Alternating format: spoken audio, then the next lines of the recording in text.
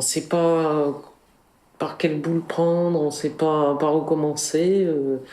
Voilà, mais ça pourrait presque être une sorte de pelote qu'on tire et puis qu'on déroule au fur et à mesure. Et plus on tire, plus on va trouver de choses. Moi, quand je pourrais dire, voilà, l'inspection c'est ça. Je rentre dans une entreprise, je vais commencer par voir l'employeur, puis je tire le fil, et puis on va aller visiter les ateliers, puis après on va regarder les conditions, les produits qu'ils utilisent, et puis après, et c'est une question de curiosité. Donc, alors voilà, le boulot concrètement c'est ça, c'est d'aller dans les entreprises, de voir comment les gens travaillent concrètement, de comprendre leurs problématiques. On est au cœur du rapport de force entre employeurs et salariés. On est témoin de ce rapport de force.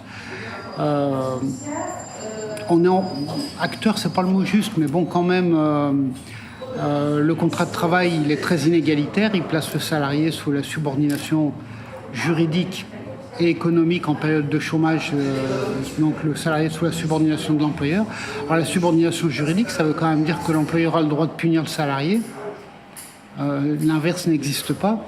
De le punir quand il fait des bêtises, t'as un côté bêtise, je mets entre guillemets, mais t'as un côté un peu quand même infantilisant dans ce rapport. Et la plus grosse sanction, évidemment, c'est de priver le salarié de son travail. Donc il y a ce rapport très inégalitaire, et nous, on fait appliquer des règles qui finalement limitent et organisent le pouvoir de l'employeur. Et donc, comme moi je dirais quasiment naturellement, quelqu'un qui est chargé de limiter et d'organiser ton pouvoir, t'as pas un a priori favorable à son égard, quoi. C'est normal. On est là pour garantir un certain nombre... c'est des garanties pour moi, voilà. Je vois plus comme des garanties plutôt que l'effectivité. Parce qu'on est là pour rappeler des choses, des règles, le droit, la convention collective, la loi, les accords d'entreprise. On est là pour dire, attendez, là, vous n'agissez pas normalement. Je vous rappelle que la loi dit ça. Je vous rappelle que la convention collective à laquelle vous adhérez, elle dit ça, etc. Après, ça ne veut pas dire que derrière, l'entreprise va le faire. En tout cas, on le dit, on est là et on a l'autorité. On a l'autorité pour le dire, pour le faire. Souvent, on surestime nos pouvoirs. On surestime, on croit que parce qu'on va intervenir dans une entreprise, la situation va être réglée et tout va rentrer dans l'ordre. Or non, quand on intervient à l'occasion d'un contrôle ou pour la situation personnelle d'un salarié, on rétablit un tout petit peu les choses. Mais c'est tout. On ne règle pas tout, c'est pas vrai. Et parfois même, on ne peut pas régler les choses. Parfois, c'est de la compétence du Conseil des prud'hommes et pas de notre compétence. Et puis parfois, l'employeur, de toute façon, ne fera rien. Mais à l'inverse aussi, on a des employeurs qui surestiment largement nos pouvoirs. Alors ça, c'est rigolo, parce que du coup, selon la situation, on en profite. Alors, on va surtout pas démentir et leur dire « non, vous savez, courrier d'observation, vous pouvez vous asseoir dessus. » On n'est pas très nombreux, nos pouvoirs sont très raisonnables. En plus, on est un corps assez peu répressif.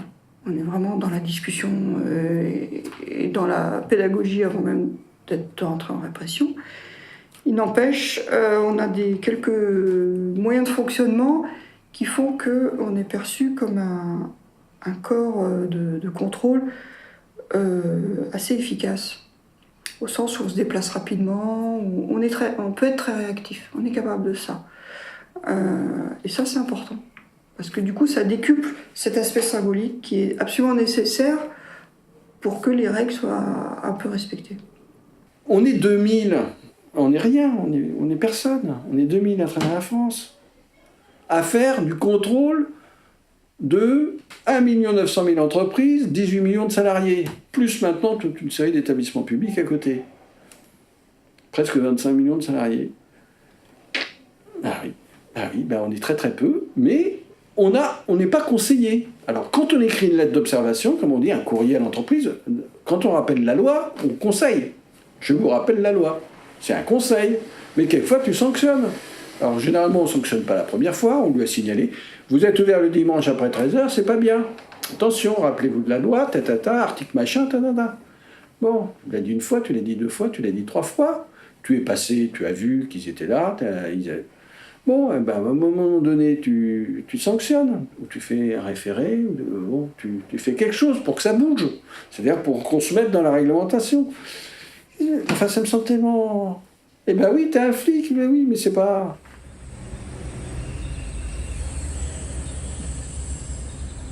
Bon, il y a le côté enquête, il y a le côté, il y a le côté éventuellement engagement de procédure, de répression. Il y a un côté un peu flic, quoi. Mais un flic un peu particulier, puisqu'on a notre seule catégorie de délinquants, c'est les employeurs, quoi. Donc c'est particulier. Mais ce côté-là, enfin, ça donne aussi une sorte d'utilité sociale et c'est un métier où il faut un minimum d'engagement, il faut quand même croire un peu à ce qu'on fait, tout en étant très humble sur les possibilités, puisque c'est pas nous qui écrivons le code du travail, c'est pas nous qui l'interprétons, c'est les juges, ça. Nous, on est juste là pour le faire appliquer, quoi.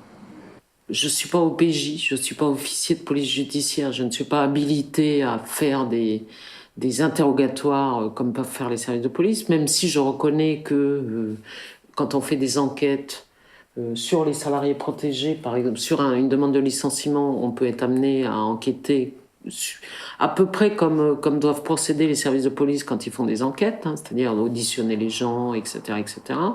Sauf que on est, nous, tenus par beaucoup plus de la confidentialité de ce qui nous est confié, etc. Enfin, ça, les services de police ne sont pas du tout liés par ça. Il n'y a pas de ce genre de disposition. Voilà. Et moi, je ne suis pas armée. Je suis pas armée, je veux pas l'être, j'ai pas d'uniforme. Alors bon, tous les policiers n'ont pas des uniformes, mais bon, voilà, si j'avais voulu être flic, j'aurais été flic. Et voilà, moi je pense c'est beaucoup plus caméléonesque notre boulot.